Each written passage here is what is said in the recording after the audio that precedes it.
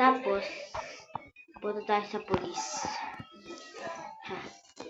Magiging pulis tayo. Punta tayo sa pulis. Mag-antay kayo dyan. Antay pa tayo, guys. Show out na lang ako bukas. Magdala lang kayo.